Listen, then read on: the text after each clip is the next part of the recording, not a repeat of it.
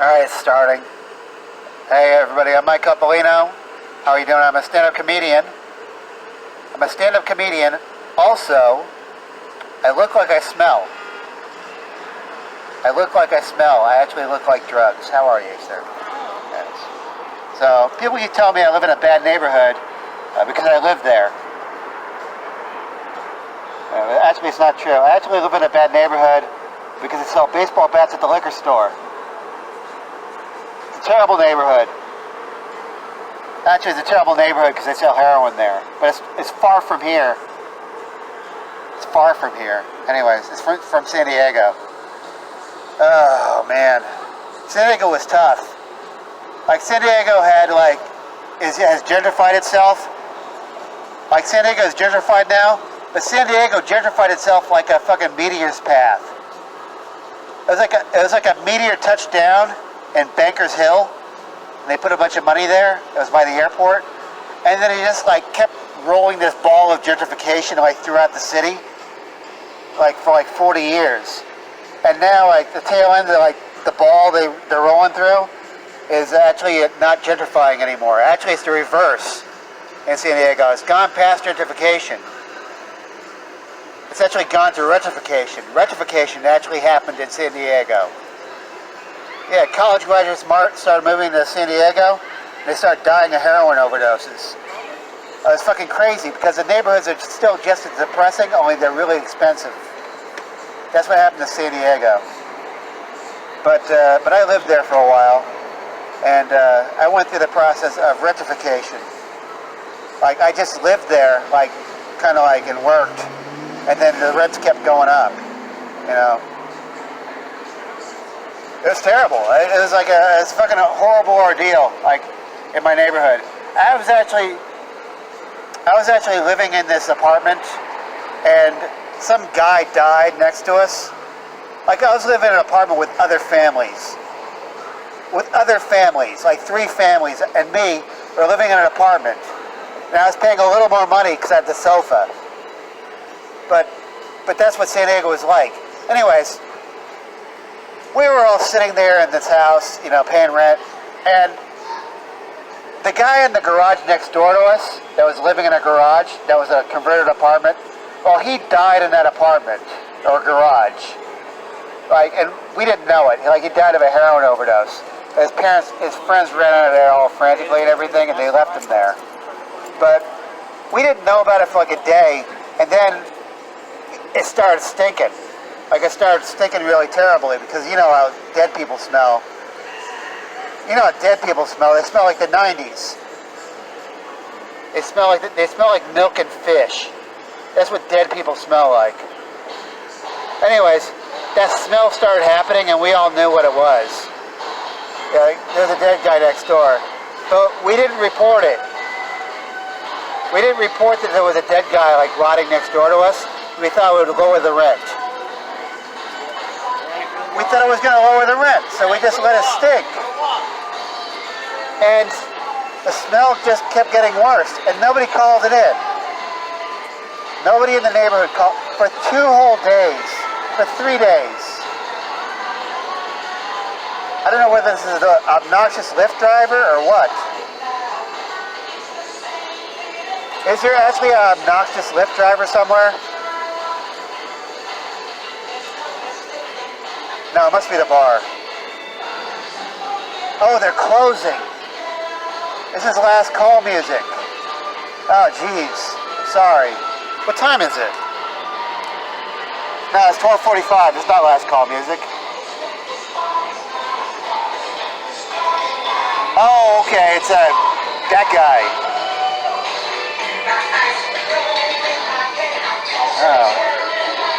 Oh, man. Oh, man. I thought the bar was playing music, so they wanted everyone to leave. But then it turns out it was that guy. It's nuts. Anyways, I'm going to go back to telling jokes. Hi, how are you? Alright. So I'm terrible at relationships. All of my ex-girlfriends still like me. That's actually a really good joke, Man. So I'm old. I'm old. I have like standards and ethics and stuff. It's weird. You know? I'm so old. I'm like, I actually have a time period. I'm a time period. When I was in kindergarten, it was 1974. And we made ashtrays in class. We made ashtrays in class in kindergarten. I was 5. I made an ashtray in class. And I got graded on it. I got graded on it in kindergarten because, you know, you had to do stuff. Anyways. I love how extra obnoxious everything is.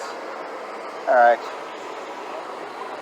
What is it? Oh yeah, I made ashtrays in class. But I was polite. I was like a polite kid, you know? Like I got graded on making these ashtrays in kindergarten, and I brought them home to my parents, and my parents were happy to see them. Like I'm from a different age. Like imagine that if you made an ashtray in kindergarten and you brought it home to your parents. Like they would sue the school. They would.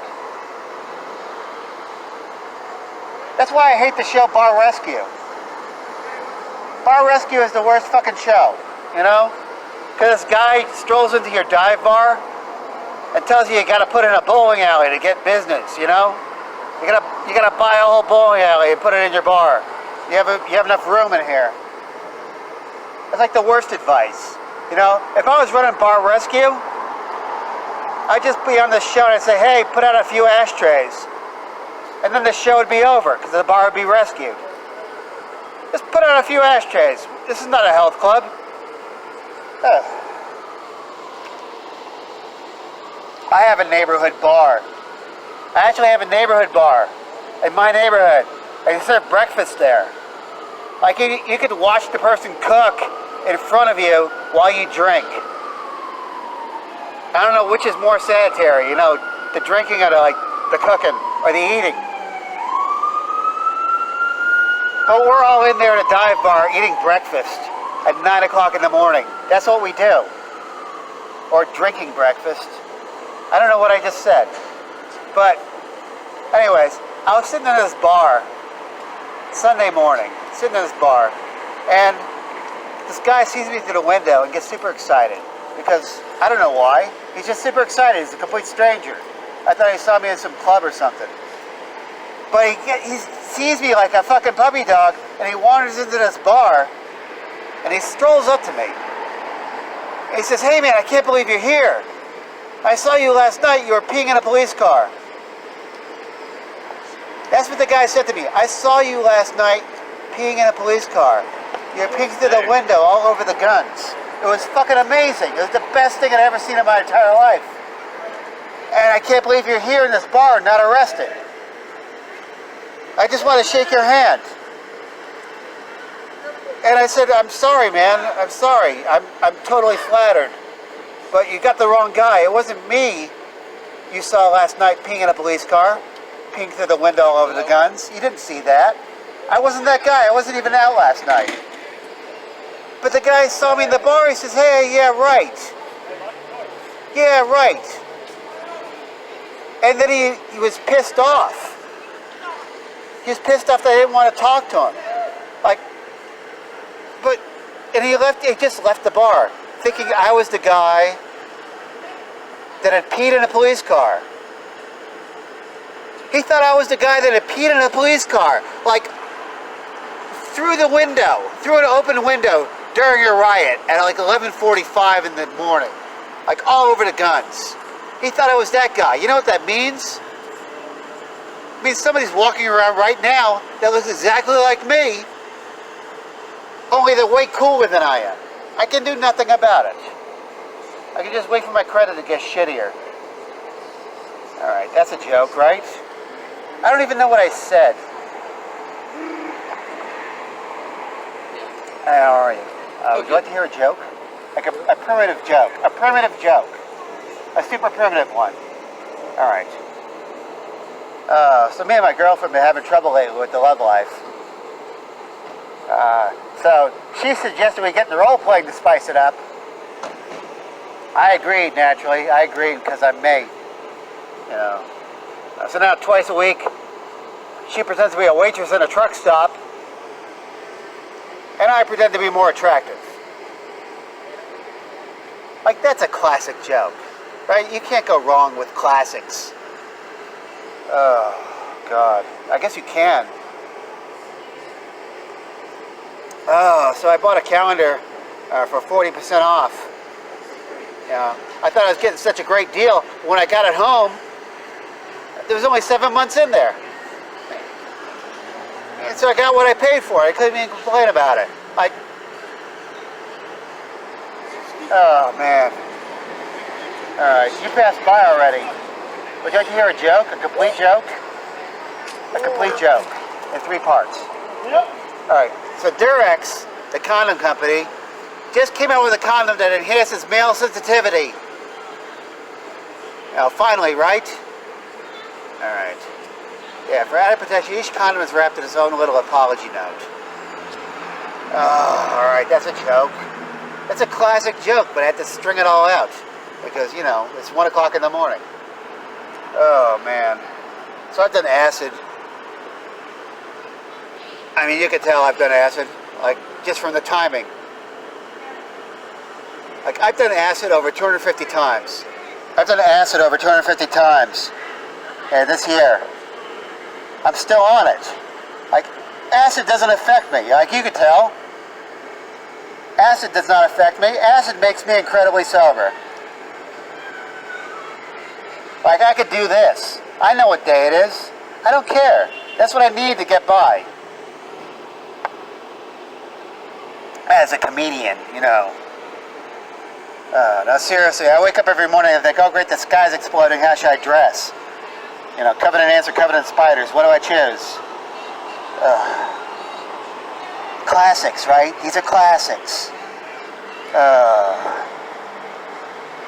I'm not even, I can't even say I'm a professional comic. I can't say it. Even if I'm funny, I'm not professional. I know I'm not professional because I don't have any bestiality jokes. I don't have any bestiality. I'm not a true comic. I don't have any jokes about animal fucking. I can't just say that in front of children like a comic, you know? I have no jokes about animal fucking. However, I am an artist. I'm an artist. So I do know a guy with a set of ivory butt plugs. I know a guy with a set of ivory butt plugs. I'm not into bestiality, but hey, that's pretty cool, right? Like, why would I make that up? I know that guy. Yeah, but, you know, it's ethical ivory. It's ethical. It's ethical. He can have it because the ivory is over 150 years old. You know, so it's grandfathered in. All right, thank you. Hi, how are you? I'm telling jokes. Would you like to hear a joke? A joke. A weird one. Oh, thank you. Hello. Good to see you. Yeah. Yes. It's nice. It's being social at 1 in the morning. It's very nice. How are you? Hey, doing all right. All right. Where was I at? All right. Oh. I was just thinking about stuff. All right. How does this work for the stuff? I could change that pitch. Oh man, my favorite drug right now is toad. My favorite drug is toad. I actually lick toads to get high. That's what I do now. Oh, Jesus. I lick toads to get high. That's my new thing. You know that there's a toad that secretes DMT? Who here has done DMT? Nobody. It's 1 in the morning and nobody here has done DMT. What sort of corner is this? No, I actually lick toads to get high. It's my favorite drug. Not because of the effects of DMT. I mean, it's nice because instant DMT. Like licking a toad is instant DMT. Because, you know, DMT has a horrible flavor when it's processed. But if you lick a toad, you get it right from the source. Like, there's no, straining to get there. Like, you lick a toad, you got 30 seconds to get your toad back in the cage before it runs away. Your toad or your drugs, they run away. Plus, they're like vicious toads. Like, it secretes a poison that gets you high, but it secretes a poison to defend itself. It already has teeth. It already has teeth. It's 3.5 pounds and it has teeth. It's formidable. So you have to lick this toad and then you gotta get it back in the cage. You know, you gotta wear gloves and shit. But make sure you get it back in the cage, otherwise it'll attack you while you're fucked up. It can't kill you any more than it already has, right? No, but toad is fucking great. Like, toad is the best fucking drug, you know? Like, I don't know if you've done acid before, like I have. Like, I've done a lot of acid, but I'm an amateur. The thing is, whenever you do acid, no matter how much acid you do, you're still within the boundaries of the room. You're still within the boundaries of this cage you're in, you know, when you're on acid. Like, you just be tripping, you're tripping off everything, but you're still in the room. Now, when you're doing toad, it's all pastels. All pastels, just a big sheet of colors. You know, it's a sheet of colors, but it's like a spiral of colors, like an Easter egg. It turns into an Easter egg. It was a color wheel, now it's an Easter egg. Let me narrate DMT for you.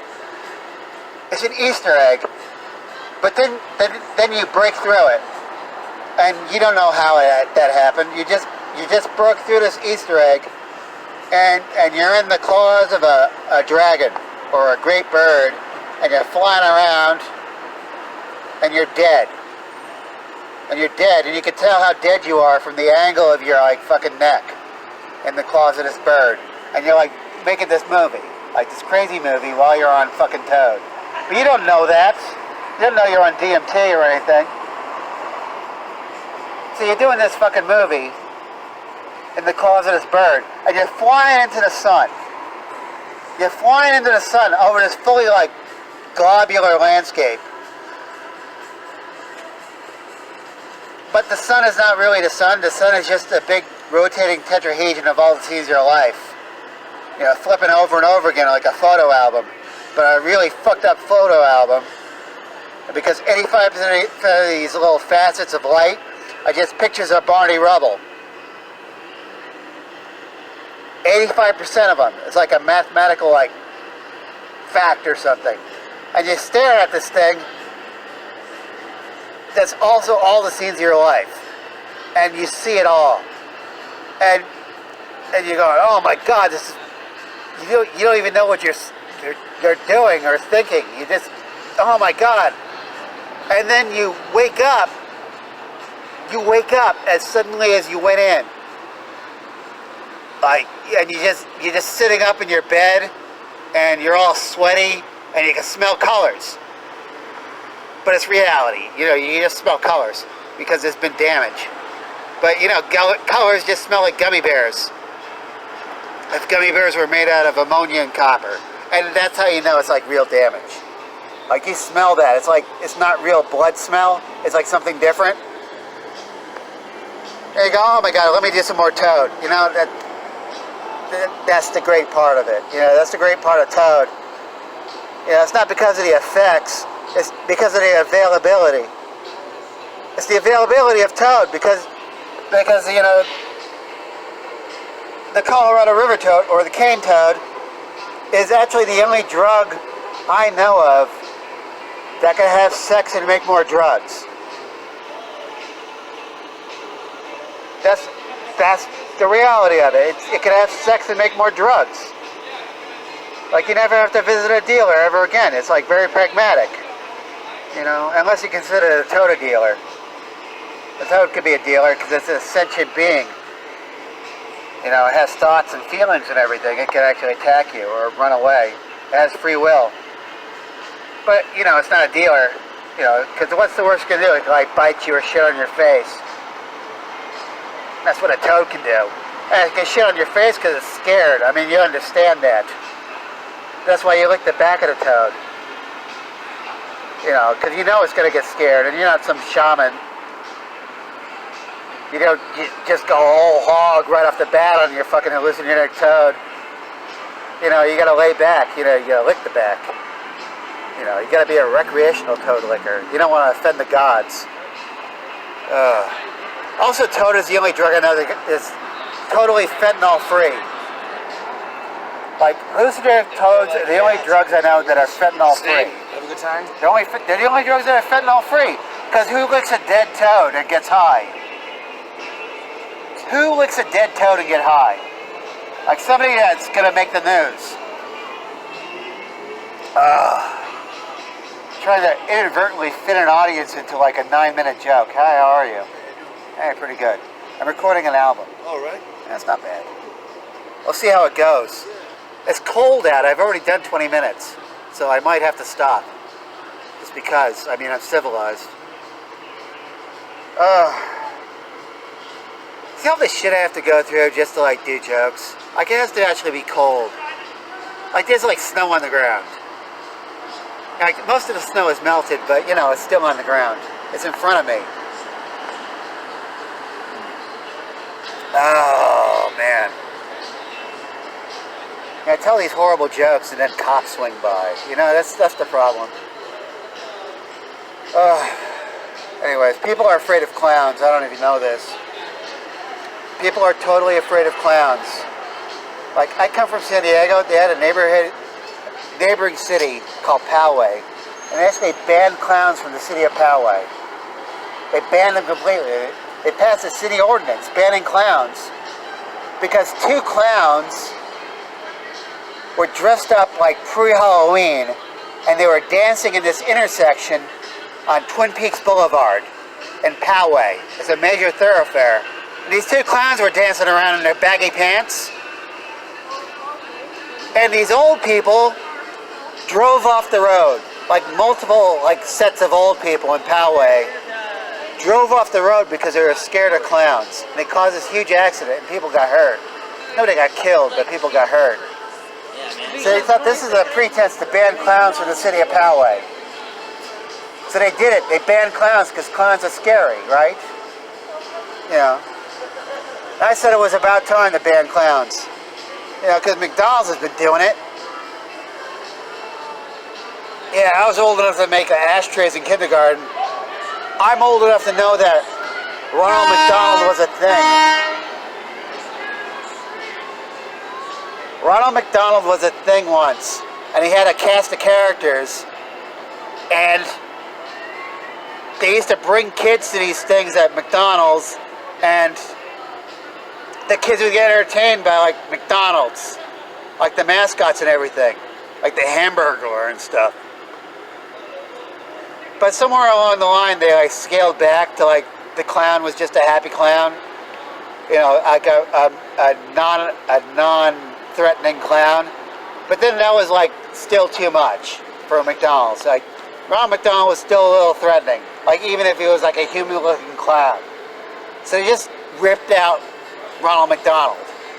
They just took Ronald McDonald out of McDonald's. Like nobody knows like there was a name of a person that was a clown that ran McDonald's. And they replaced this whole huge ad campaign that they created for McDonald's with this new ad campaign where they say, I'm loving it all the time. And that's what people remember now. Like, I'm loving it. Ba-da-ba-ba-ba. That's like way more slick, you know, because the food sucks, you know, so they had to like come up with a catchy jingle. Anyways, so they ripped out all these clowns out of McDonald's. And as part of this ad campaign where they say, I'm loving it all the time, to replace the ad campaign with Ronald McDonald, they had this deal where if you go to McDonald's on Mother's Day and you call your mother from McDonald's, they'll give you a free burger and fries. McDonald's actually did that as part of an ad campaign. If you went to McDonald's on Mother's Day and you called your mother from McDonald's and you told her you loved her, they would give you a free meal. That was a real ad campaign. And I saw that ad campaign. I thought, wow, what a great way to disappoint mothers, right? I mean, can you imagine the calls people are getting from McDonald's? Like, it'd be atrocious on Mother's Day. All these mothers, you know, getting these calls from their kids. Like, hey mom, it's me. No, mom, it's me. I'm at McDonald's. No, I stopped licking feet in that dungeon years ago. I stopped licking feet in that dungeon. I'm much better now. Yeah, I'm no longer like a slave. You know, I'm past that phase. I'm part of a team that actually cured Hep C. No, I do medical experiments, Mom. That's what I do now. You should be proud of me. You know, I'm part of this great social machine, you know. I'm part of the team that cured Hep C. Now I was in control. I didn't have Hep C. No, I'm still on the dope. No, Mom, we don't have time for this. I mean, we're at McDonald's right now. I just want to call you and tell you that I love you. I love you, Mom. I love you so much. Thanks for the fries. Thanks for the fries, right? Normally life is so complicated right now that I can't actually, like, do the end of that joke. Like, usually the end of that joke is me just going from comedy phone. Let's see, I already sound like I'm on a comedy phone, but I can't actually be on one. It sounds good. But I usually go from comedy phone, which is a hand sign, to shocker, to prove that I'm a comic. Because it's an easy transfer, but nobody knows what the shocker is. That's to explain it to people, and that's part of the fun of doing stand-up comedy. Explaining the shocker to old people. Like, where were you when the internet existed? I'm actually the history of free porn. That's how old I am. I'm the history of free porn. I was actually a kid when they showed porn on regular television, but they had a descrambler. They had a porn descrambler. You had to buy a porn descrambler to get your porn unscrambled so you could watch it on TV. But the thing was, if you were a kid, you can go to channel like 18 or 19. There was a channel 18 or 19. It was like UHF and VHF. It's when TVs had knobs. Anyways, if your TV had a knob and it had a VHF or UHF setting, you could dial the knob back and forth on one of these porn channels, and for 2 or 3 seconds, that porn channel would unscramble. For 2 or 3 seconds, you see some blurry landscape of kitties, and porn would unscramble, and I'm like, oh my god, this porn is unscrambled. I actually control something for 5 seconds. Look at me. I have some secret knowledge, and that's my brush with free porn. That's how I started. That was the original free porn. No one ever got free porn unless they were having sex. That was the day. I mean, that's why the 70s existed, you know. I don't even know if this is recording right now. But anyways, I'm so jaded by porn now. I actually have to subscribe to the 2 Girls 1 Cup channel. There's a 2 Girls 1 Cup channel just for weird porn. I don't know if you know this. You know, if you're if you're like me, you can only get off on revenge porn with midgets and clowns. That's the only porn I can get because I've seen too much. I was watching this porn the other day where it was these clowns. It was these clowns in a room, and what they were doing is they were receiving clothing from people. They were receiving clothing from people, and with notes. And this clothing, or these items,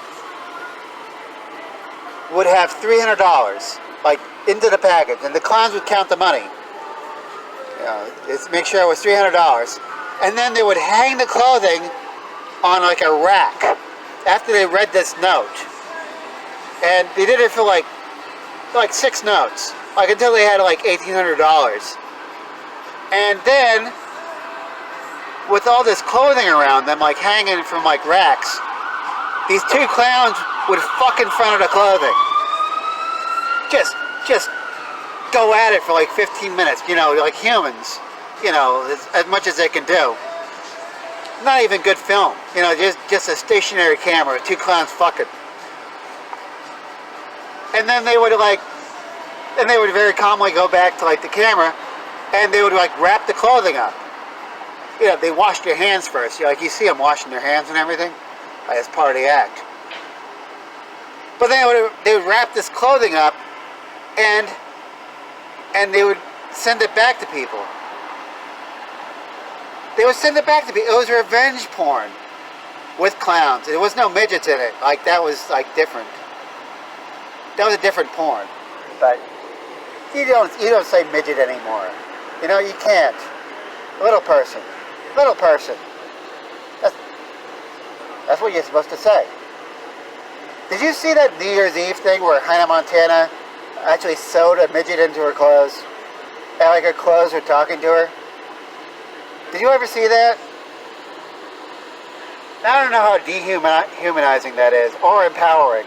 I can't tell. Is that an artistic statement to sew a midget into your clothing? I think it's a statement that you have a lot of money. You know, like you're Hannah Montana, but you know Paris Hilton. You know, there's some residual money off of that. I hear there's a lot of money in corruption. You know. Anyways, where was I at? No, she sewed a midget into her clothes, and it was like a feather boa, like the midget was part of a feather boa. And I thought, you know, there should be like 2 midgets in there. There should be 2 or 3, like overdo it. There's enough room. Wear a special harness on your back or something, you know. I would do that. I'm a terrible person, but you know. Like, I'm one of those people that always wanted to jump out of a clown car. Like, I always wanted to do it. You know, but I want to get paid for it. I want to get like $25. But I don't want to just jump out of any clown car. Like, I want to break the world's record for jumping out of clown cars. Like, the world's record. I want to be part of like 700 people that jump out of a clown car at one time. That's my goal. I would just like, we would all be at, like, there'd be a circus somewhere, but there would be a clown act, and part of the act would be like a clown car that just stops, and a bunch of clowns jump out. But you know, like the cars have a false bottom. That's the trick. You know, you can't fit that many clowns into a clown car. Like, there's a trick to it. But I just want to be part of that. Like, I want to be part of the show, the circus, where 700 people jump out of a clown car. It like freaks out the entire circus. Like, because there'd be like only 300 people at a circus, or maybe 400 people at a circus, maybe 1,000 people at a circus. But can you imagine that? Like 700 people jumping out of a clown car? Like, they don't even have to be clowns. I wouldn't have to be a clown. I just have to get paid $25 to climb a ladder. You know? That's what I would do. I'd climb a ladder, and I'd just be like me. You know, another clown, like traveling. Just a regular person traveling. But I jump out of this clown car. You know? But I always feel like, you know, if I was part of this world record, that'd be like some massive sting. It'd be some massive sting. I'd be like, oh, I get paid $25 to jump out of this clown car, and I just jump right into a concentration camp. It'd just be like a fucking net. It looks like a circus in there, but it's a concentration camp, you know. And then you have to like. And it turns out it's one of Trump's business colleges. It's Trump's business college, you know. So you have to like, you know, stay in there till you develop some self-worth or something. You know? Yeah, you have to live in there until you develop self-worth. And then I die in there because I have a soul, you know? And that'd be the end of that joke. Wouldn't that be funny?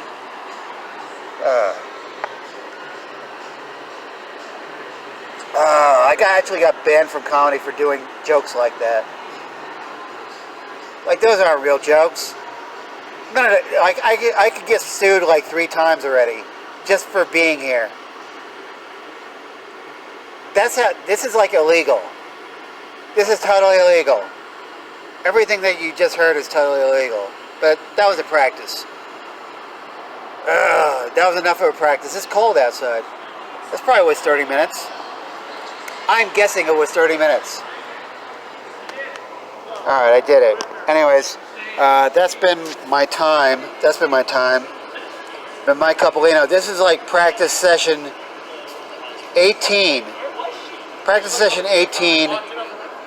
If you're looking at the Jokes with Schizophrenics album, it's practice for that. What else? Oh, I'm doing a podcast tomorrow. Yeah, I'm doing a podcast tomorrow. It's called The Disjointed Podcast. The Disjointed Podcast. And I'll be discussing stuff with David Germain. It's a podcast, so I'll be on it. I'll say some horrible things that are like secret, and nobody will hear them, but they'll be totally public. Like, that's what I'm going to say for an hour, and then that thing will probably be broadcast on Monday or Tuesday, and this thing will probably come out on tomorrow or possibly Sunday, whenever I have time. Anyways, this has been it. I've been Mike Coppolino. It's been Friday, October 12th, Saturday, October 12th. It's in between. It's Saturday, October 12th for posterity. Anyways, there you go. Okay, cool. Anyways, that's been my time with Mike Coppolino. Have a great night and enjoy that podcast thing and whatever else. Whatever else I said. Thank you. Alright. Ugh. Jesus. Gotta put down the coffee. I gotta put down the coffee. Let me see how much time I did. Alright. Jesus. Oh, I did 37 minutes. Nice. Pretty creative. Yeah. I actually worked out new stuff. Longer than I can talk for you. Well, I'll have it. I'll have this one loaded up on tomorrow or Sunday. Nice. So it'll be like a practice session 18. Sweet. So as soon as I get 42, 41 practice sessions, 42 is the album. Yeah, dude. So see what happens. Anyways, that's it. I'll be on a podcast tomorrow. Sweet.